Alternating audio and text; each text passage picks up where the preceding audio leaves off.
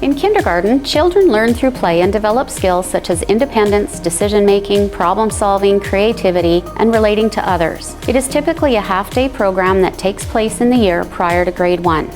At Fort McMurray Public, we are an inclusive division where children of all abilities are welcomed into our classrooms. The classroom teachers provide children with opportunities to continue to develop their speech and language, fine motor skills, and gross motor skills through the support of the multidisciplinary team. Young learners establish a love for school while they are developing early literacy and numeracy skills, community awareness, citizenship and identity, personal and social responsibility, and creative expression through meaningful experiences. In addition to offering traditional programs, there are also programs of choice available at certain schools. We offer faith-based options at the Fort McMurray Christian School and Fort McMurray Islamic School, French immersion at Ecole Dickensfield, and Reggio-inspired programs at Walter and Gladys Hill Public School, as well as at Christina Gordon Public School. Please visit our website, fmpsdschools.ca, to get more information about registering your child for the next school year, as well as the Kindergarten Open House taking place on March 19th and 20th.